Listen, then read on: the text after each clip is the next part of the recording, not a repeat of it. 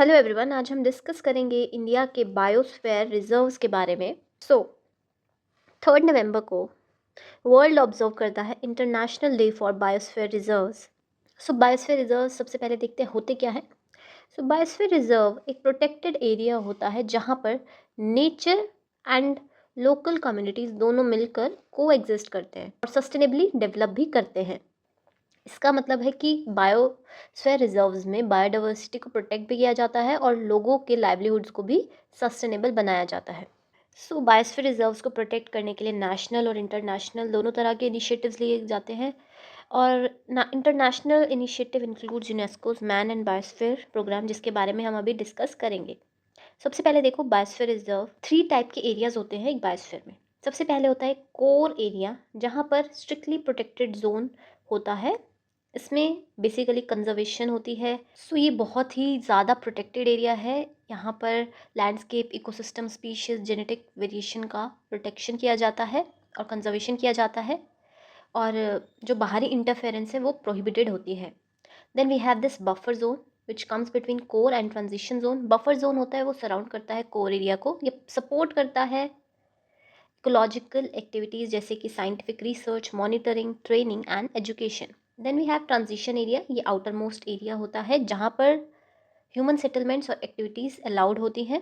ये एनकरेज करता है sustainable economic and human development, also blending ecological and socio cultural needs.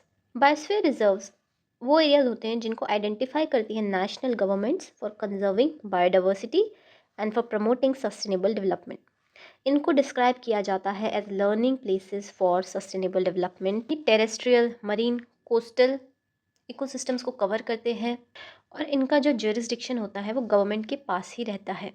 Nominated by national governments and remain under the sovereign jurisdiction of the states where they are located. State governments ही control करती हैं, चाहे UNESCO recognised हो या फिर नहीं हो, control states के अंडर ही रहता है। तो biosphere reserves are special environments for both people and nature, और लिविंग एग्जाम्पल है कैसे human beings and nature can coexist respecting each others needs. एक फैक्ट इवन है कि more than 26 crore people live in biosphere reserves across the world, और मिलकर biosphere reserves protect करते हैं more than 7 million kilometre square, which is almost equal to size of Australia. अब देखो, UNESCO का man and biosphere programme discuss कर लेते हैं। मैन एंड बायोस्फीयर प्रोग्राम, अब जो हमारी बायोस्फीयर रिजर्व्स हैं उनमें से कुछ को यूनेस्को अपनी रिकॉग्निशन देता है under UNESCO's man and biosphere programme. उस रिकॉग्निशन के लिए कुछ स्पेसिफिक कंडीशंस और क्राइटेरिया होते हैं before being included in the world network of biosphere reserves designated by UNESCO. UNESCO का प्रोग्राम इंश्योर करता है ह्यूमन और नेचर के इंटरैक्शंस को साइंटिफिकली स्टडी किया जाए, क्लाइमेट चेंज के इम्पैक्ट को समझा जाए, बायोडाइवर्सिटी, कल्चरल डाइवर्सिटी दोनों प्रोटेक्ट हो और सस्टेनेबल लिविंग को ग्लोबल मॉडल्स क्रिएट हो। World network of biosphere reserves ये ऐसा नेटवर्क है जिसमें सारे UNESCO certified biosphere reserves included है। इसका मेन काम क्या है? सबसे पहले तो research based on identifying changes, क्या चेंजेस आ रहे हैं ड्यू टू ह्यूमन इन्वायरमेंट, और इस सब से क्लाइमेट चेंज पर क्या इफेक्ट आ रहा है। इस सब को स्टडी करते हैं, रिसर्च करते हैं, मॉनिटरिंग करते हैं, ठीक है। बेस्ट प्रैक्टिसेस का एक्सचेंज करते हैं, transfer of knowledge, international cooperation. तो एमएबी की जो काउंसिल है उसमें 34 मेंबर स्टेट्स इंक्लूडेड होती हैं, इंडिया भी इसमें पार्ट लेता है। एंड जो एमएबी प्रोग्राम है वो ऑपरेट करता है under the guidance of UNESCO member states. अब बायोस्फीयर रिजर्व्स इन इंडिया देखते हैं। Currently there are 18 notified biosphere reserves, जिसमें से 13 are recognised by UNESCO's world network of biosphere reserves. India की बायोस्फीयर रिजर्व्स आप अच्छे से देख लेना। कोल्ड डेजर्ट जो बायोस्फीयर रिजर्व है was recently recognised by UNESCO's MAB programme in 2025 only. ये याद रखना है। कोल्ड डेजर्ट बायोस्फीयर रिजर्व्स किधर है, कौन सी स्टेट में है, कौन से नेशनल पार्क्स इंक्लूडेड है। कई बार पूछ लिया जाता है कौन सी एनिमल स्पीशीज़ यहाँ पर ज़्यादा पाई जाती है। एक बार अच्छे से आप एनवायरनमेंट जब कवर करेंगे तो कोल्ड डेजर्ट पढ़ लेना और बाकी रिजर्व्स की भी लोकेशंस देख लेना। ये लिस्ट इंपॉर्टेंट हो जाती है क्योंकि इस साल एक नई एडिशन हुई है, तो आपको पता होना चाहिए। Then we have Nanda Devi biosphere reserve which is in Uttarakhand, Kanchenjunga biosphere reserve in Sikkim, Sundarbans biosphere reserve, Simlipal biosphere reserve, नकमर अमरकंटक बायोस्फीयर रिजर्व, ये छत्तीसगढ़ में आता है। Then we have gulf of Mannar, Nilgiri biosphere reserve, Agasthya Malai and Pachmarhi. ये सब तो है यूनेस्को के एमएबी प्रोग्राम में।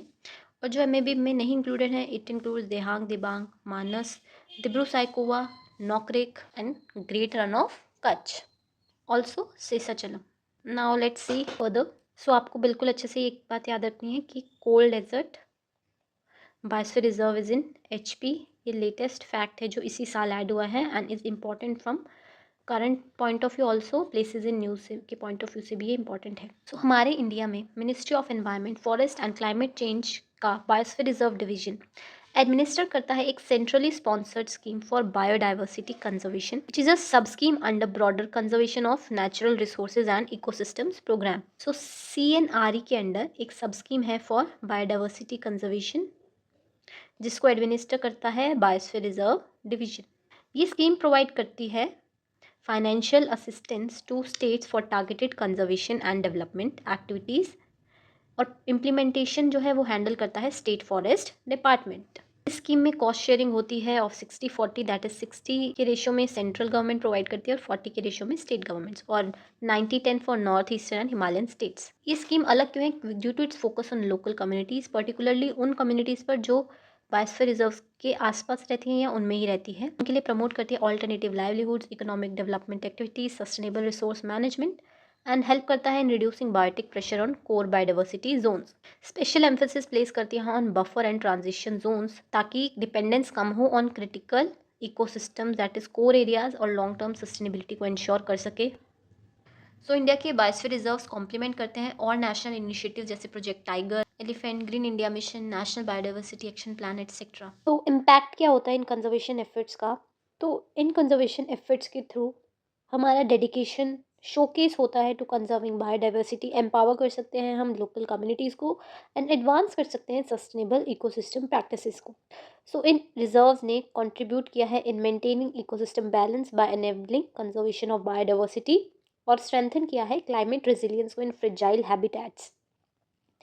एज ऑफ अक्टूबर 2025 इंडिया ने रैंक किया 9th globally in total forest area and 3rd in annual forest gain according to food and agricultural organisations global forest resource assessment.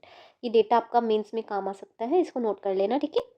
Then we have काफ़ी national schemes हैं जो कि operate करती हैं in alignment with the objectives of biosphere reserves, जैसे कि project tiger. ये initiate हुआ था इन 1973. 2023 में इसके 50 ईयर्स कंप्लीट हो गए एंड इसका मेन फोकस है on tiger conservation via dedicated reserves and strict protection measures. इसके रिजल्ट्स हमने देखे हैं. इंडिया में टाइगर पॉपुलेशन को काफ़ी हद तक रिवाइव किया गया है. Then we have project elephant. So India में more than 60% of the global Asian elephant population रहती है. सो प्रोजेक्ट एलिफेंट एक इनिशिएटिव है जिसके थ्रू हम long term survival their natural habitats promote करते हैं via habitat preservation, human elephant conflict mitigation and welfare of captive elephants. Then integrated development of wild life habitat scheme.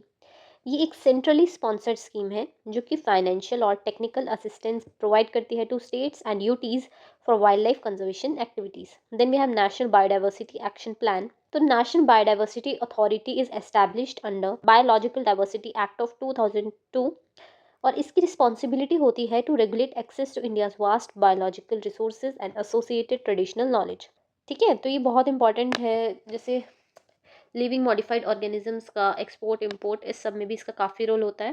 Then we have eco sensitive zones and wildlife corridors. Eco sensitive zones बनाए जाते हैं around protected areas जैसे national parks and wildlife sanctuaries. इनका purpose होता है कि एक तरह का शॉक एब्जॉर्बर हो फॉर द स्पेशलाइज इकोसिस्टम, जैसे कि प्रोटेक्टेड एरियाज या फिर नेचुरल साइट्स, और एक ट्रांजिशन जोन की तरह एक्ट करते हैं from areas of high protection to areas involving lesser protection. ठीक है.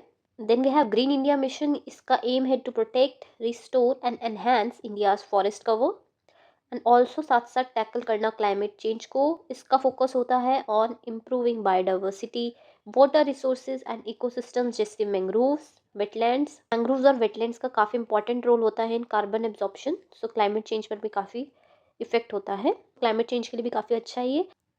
सो जो बायोस्फीयर रिजर्व्स हैं ये इंटीग्रेट करते हैं इकोलॉजिकल प्रोटेक्शन को विद कम्युनिटी एम्पावरमेंट. इंडिया के biosphere reserves are living examples of harmony between nature and people supported by national policies and international partnerships जैसे यूनेस्को का man and biosphere programme. So आपको locations याद रखनी है. India में कौन कौन से बायोस्फीयर रिजर्व्स हैं, उन बायोस्फीयर रिजर्व्स में कौन कौन सी सेंचुरीज आती हैं, कौन सी स्टेट्स में है. थोड़ा आप अच्छे से मैप को देख लेना. आई होप आपको समझ आया होगा। Thank you for watching, keep studying.